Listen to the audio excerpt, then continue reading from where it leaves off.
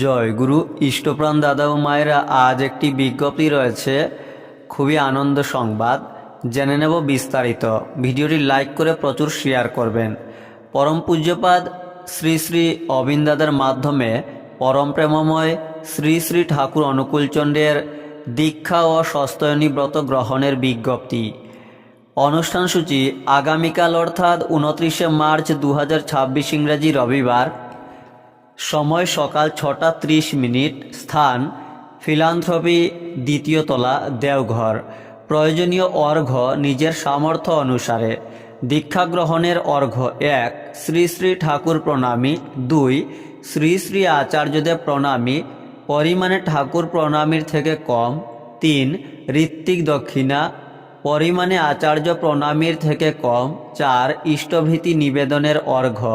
সস্তয়নী ব্রত গ্রহণের অর্ঘ্য: 1. শ্রী শ্রী ঠাকুর প্রণামী। 2. শ্রী শ্রী আচার্যদেব প্রণামী, পরিমাণে ঠাকুর প্রণামীর থেকে কম। 3. ঋত্বিক দক্ষিণা, পরিমাণে আচার্য প্রণামীর থেকে কম।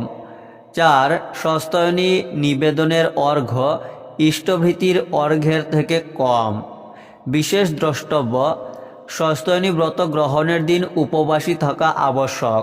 এই তারিখের আগের দিন দেওঘরে চলে গেলেই ভালো। থাকার অ্যাকোমোডেশনের জন্য নাম নথিভুক্ত করতে পারেন এই যোগাযোগ নম্বরে 9153963396। জয় গুরু।